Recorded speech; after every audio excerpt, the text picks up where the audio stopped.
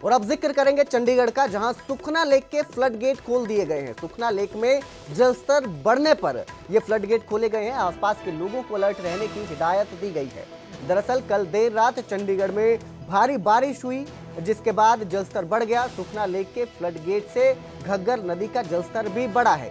घग्गर का जलस्तर 70,000 क्यूसेक के पार पहुंच चुका है। भारी बारिश और सुखना के गेट खुलने से यह जलस्तर बढ़ा है। घग्गर से सटे इलाकों के लिए भी अलर्ट जारी किया गया है। तो कल देर शाम चंडीगढ़ में भारी बारिश के बाद जैसे ही जलस्तर बढ़ा, सुखना लेक के जो फ्लड गेट है वो भी खोल दिए गए हैं, जिससे जलस्तर जो है अब घग्गर नदी का भी बढ़ता दिखाई दिया है और 70,000 क्यूसेक के पार पहुंच चुका है। तो सुखना लेक के फ्लड गेट खोल दिए गए हैं।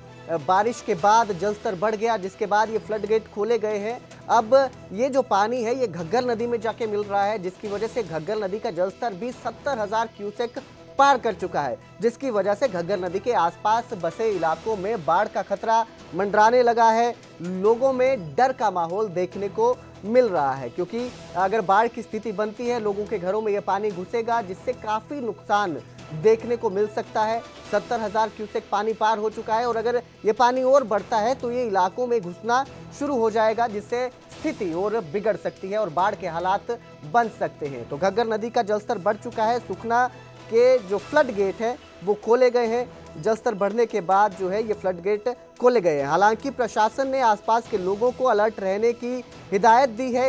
उन्हें कहा गया है कि वो सतर्क रहें, सावधान रहें, लेकिन जो स्थिति है वो डरावनी हो रही है। दिन प्रतिदिन जिस तरह से जलस्तर बढ़ रहा है, स्थिति और गंभीर बनती जा रही है।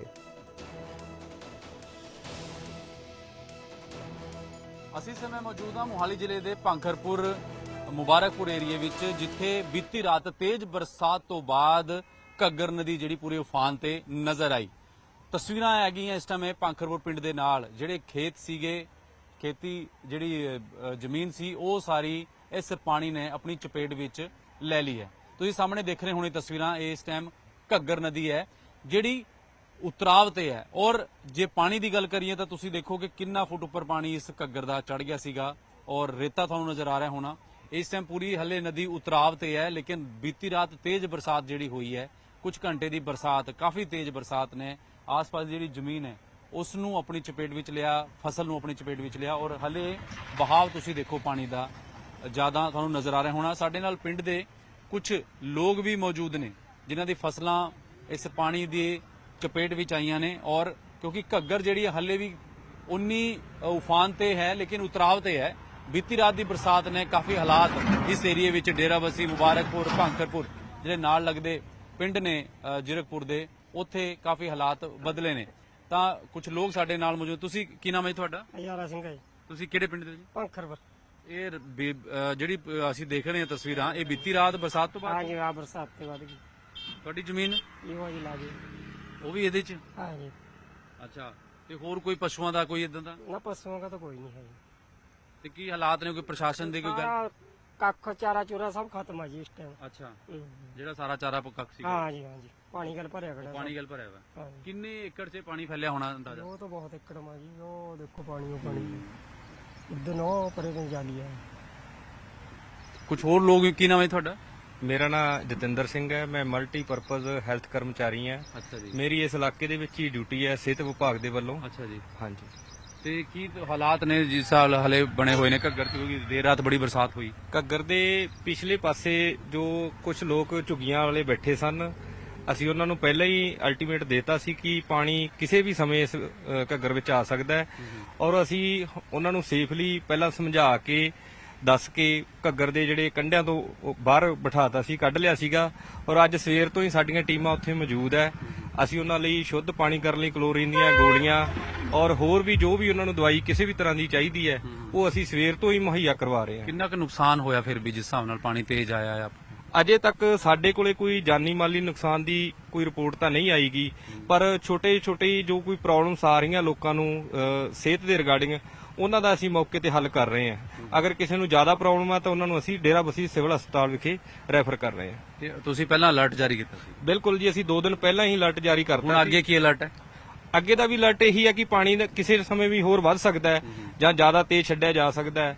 ਤਾਂ ਸੋ ਲੋਕਾਂ ਨੂੰ ਤਾਂ ਸਾਡੀ ਇਹੀ ਅਪੀਲ ਹੈ ਕਿ ਘੱਗਰ ਦੇ ਨੇੜੇ ਨਾ ਰੁਕੋ, ਨਾ ਰਹੋ। ਜੋ ਝੁੱਗੀਆਂ ਵਾਲੇ ਆ ਉਹਨਾਂ ਨੂੰ ਵੀ ਸਾਡੀ ਇਹੀ ਅਪੀਲ ਹੈ ਕਿ ਉਹ ਘੱਗਰ ਦੇ ਵਿੱਚ ਨਾ ਰੁਕਣ, ਕਿਉਂਕਿ ਪਾਣੀ ਕਿਸੇ ਸਮੇਂ ਵੀ ਤੇਜ਼ ਹੋ ਸਕਦਾ ਹੈ, ਕਿਸੇ ਸਮੇਂ ਵੀ। ਕਿੰਨੇ ਕੁ ਲੋਕ ਸੀਗੇ ਜੀ ਇਹ ਝੁੱਗੀਆਂ ਵਾਲੇ? ਝੁੱਗੀਆਂ ਤਕਰੀਬਨ ਉੱਥੇ ਹੈਗੀਆਂ ਜੀ, 100 ਦੇ ਕਰੀਬ ਝੁੱਗੀ ਹੈਗੀ ਹੈ। ਸਾਰੇ ਕਰ ਲਏ ਜੀ? ਹਾਂਜੀ, ਸਾਰਿਆਂ ਨੂੰ ਰੈਸਕਿਊ ਕਰਕੇ ਅਸੀਂ ਜਿਹੜਾ ਘੱਗਰ ਤੋਂ ਬਾਹਰ ਕੱਢ ਲਿਆ ਔਰ ਉਹਨਾਂ ਨੂੰ ਦਵਾਈਆਂ ਵਗੈਰਾ ਮੁਹੱਈਆ ਕਰਵਾਤੀਆਂ। ਉਹਨਾਂ ਦੇ ਰਹਿਣ ਲਈ ਵੀ ਅਸੀਂ ਉਹਨਾਂ ਨੂੰ ਕਿਹਾ ਵੀ ਸੇਫ ਜਗ੍ਹਾ ਤੇ ਅਸੀਂ ਤੁਹਾਨੂੰ ਪਹੁੰਚਾਉਣ ਦੀ ਕੋਸ਼ਿਸ਼ ਕਰ ਰਹੇ ਹਾਂ ਜੀ।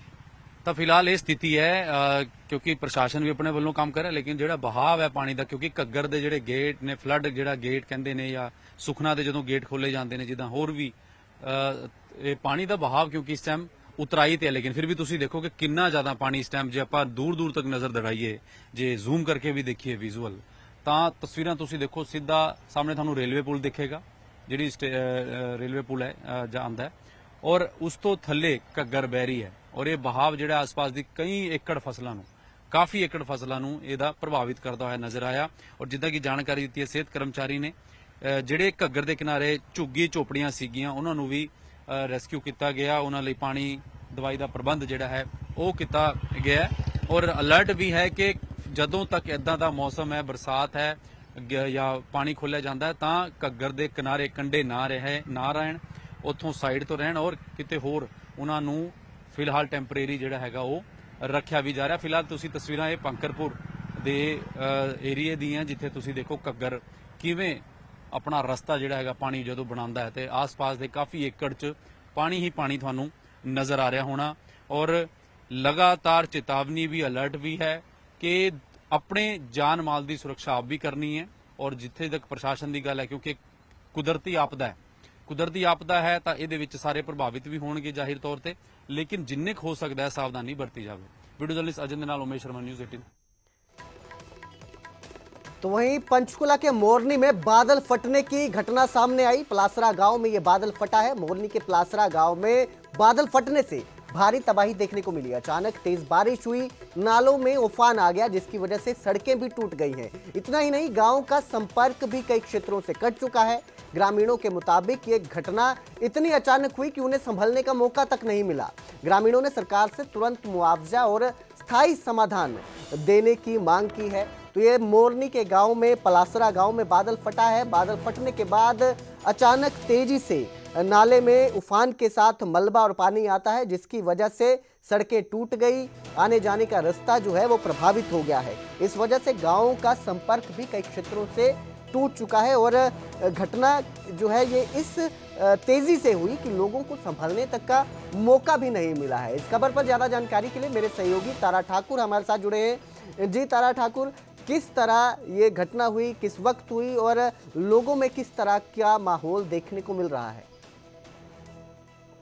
जी बिल्कुल, देखिए पहाड़ी क्षेत्र अगर मोरनी की बात करें तो पहली दफा जो है ये चीज सुनने में आई है कि यहाँ पर बादल फटा है। और जो पलसरा गांव है वहाँ पर ये बादल फटने से भारी नुकसान हुआ है। अगर बात करें तो उसके चलते जो सड़कों में भारी जो लैंडस्लाइडिंग है वो हुई है। इसके अलावा कई चीजों का नुकसान भी हुआ है। फिलहाल जो पंचकुला प्रशासन है वो जो राहत कार्य है वो चला रहा है। जो रास्ते हैं मोरनी जाने वाले वो सभी ज्यादातर बंद हो चुके हैं लैंडस्लाइडिंग के चलते। तो एक बड़ा हादसा जो पलसरा गांव में हुआ है जहां बादल फटा है, सुबह के समय की ये घटना है, जिसके चलते जो ज्यादा नुकसान नहीं हुआ है, लेकिन जो काफी जगह पर लैंडस्लाइडिंग और सड़कें जो है वो टूटी हैं। भारी नुकसान जो है वो ग्रामीणों को झेलना पड़ा है। जी बहुत बहुत शुक्रिया इस तमाम जानकारी के लिए तारा ठाकुर।